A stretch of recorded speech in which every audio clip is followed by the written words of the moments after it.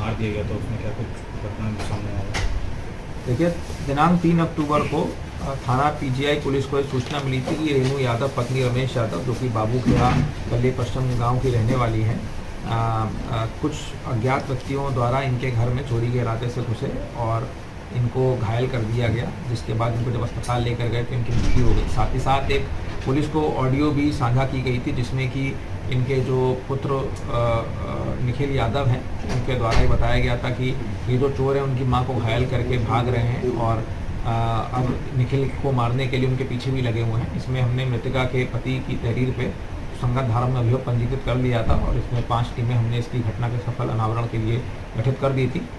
इसमें आज सुबह लगभग 5:30 बजे हमको सफलता मिली और इसमें कुछ आश्चर्यजनक हमको साक्ष्य मिले, जिसके बाद हमको पता लगा है कि इसमें जो मृतका को मारने वाले हैं वो इनके खुद के बेटे निखिल यादव ही थे और इन्होंने अपनी मां की हत्या करने के बाद पुलिस को गुमराह करने के लिए ये साजिश रची थी। किस लिए मारा है? देखिए, पूछताछ में हमको पता लगा है कि निखिल यादव जो हैं ये ऑनलाइन गेमिंग और ऑनलाइन बेटिंग के आदी थे। ये tirangaGames.com करके एक वेबसाइट है जिसकी डिटेल्स हमने प्रेस नोट में भी जारी कर रखी है।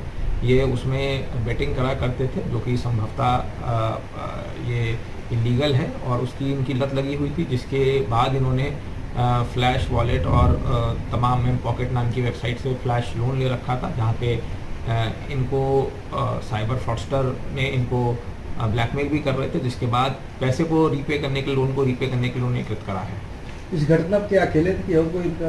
देखिए, घटना में ये अकेले ही हैं। इन्होंने बताया है कि जब ये घर पे ज्वेलरी चोरी करने गए थे, अलमारी से ज्वेलरी चोरी कर रहे थे और वहाँ से निकल के जा रहे थे, तब इन्हें शक था कि इनकी माँ को इसके बारे में पता लग गया है, जिसके बाद इन्होंने पास में पड़े पेचकस से उनके गले में पहले पेचकस मारे और उसके बाद पास में पड़े सिलेंडर से उनके सिर पे चोट मारी थी। सर, ये हत्या के बाद सर कहाँ थे, कितने दिन ये कहाँ इन्होंने देखिए, इन्होंने जब ये हत्या कारित करी उसके बाद ये अपने पिता की जो स्प्लेंडर बाइक थी उस पर बैठ के वहाँ से निकल गए और ये कैंटोनमेंट होते हुए चारबाग रेलवे स्टेशन पहुंचकर इन्होंने त्रिवेणी एक्सप्रेस जो ट्रेन है वो पकड़ ली थी और उसके बाद ये इनकी गिरफ्तारी फतेहपुर से हुई है।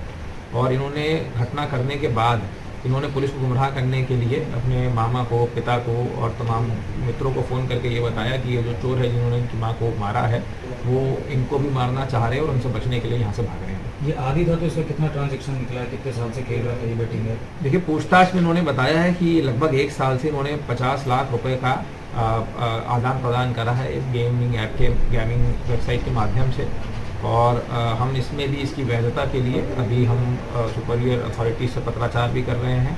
बताया गया है कि ये गेम ऑफ चांस है, गेम ऑफ स्किल नहीं है, इसमें ये जुआ सट्टा बिल्कुल बैंड है ऑनलाइन। इसके लिए हम इसकी वैधता के लिए हम कम्युनिकेशन भी कर रहे हैं। सर, ऑनलाइन गेम के बारे में क्या परिवार को पहले से मालूम था? देखिए, परिवार वालों को कुछ पता था क्योंकि इसने पहले भी अपनी माँ के जो ज्वेलरी है उसको गिरवी रखा था, इसके मित्रों को पता था और ये इसका आदी था और ये इसके मित्रों के साथ ही खेला करता था। सर, कितने कैमरे देखे गए होंगे लमसम इनकी गिरफ्तारी के लिए? कई 100 कैमरे हमने देखे। सर, ज्वेलर्स वाले सामान गिरवी रख लेते हैं तो इन पे भी क्या कुछ ऐसी कार्रवाई होगी जो?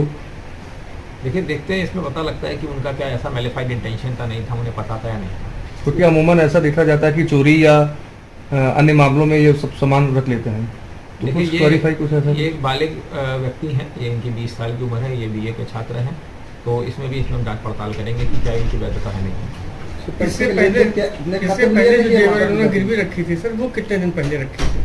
कुछ महीने पहले इन्होंने रखा था, एक बार इन्होंने ज्वेलरी रख के गिरवी रख के उसको छुड़ा लिया था, उसके बाद दोबारा भी एक ज्वेलरी इन्होंने वर्तमान में भी गिरवी रखी। इस बीच सर परिजनों को पता नहीं चला कि जेवर गिरवी रखा है? परिजनों को इसके बारे में जानकारी। ये सब पैसे के लेन देन अपने खाते में लेते थे कि परिवार के भी खाते में लेते थे? देखिए, पैसा ये खुद लिया करते थे, ये इनका ऑनलाइन वॉलेट जो फ्लैश ऐप है ये अपने खाते में लिया करते थे और उसके बाद फिर ये गेम में जो पैसा जब उनको रीपे करना होता था, गेम वालों को, जुए को जो पैसा देना होता था, उसके लिए ये ऑनलाइन पेमेंट करते थे। UPI QR कोड जो कि वो सब ऑनलाइन डिजिटल प्लेटफॉर्म से उसके माध्यम से करा। सर, माँ ने विरोध जताया था या केवल शक के दायरे में ही मार दिया है? देखिए, इन्होंने पूछताछ में बताया है कि इनकी माँ जिस कमरे में ये चोरी कर रहे थे बार बार आ जा रही थी, उसके बाद ये आके सो गई थी, तो इनको शक था कि इनकी माँ को पता लग गया है, जिसके चलते इन्होंने अपनी माँ को मार दिया।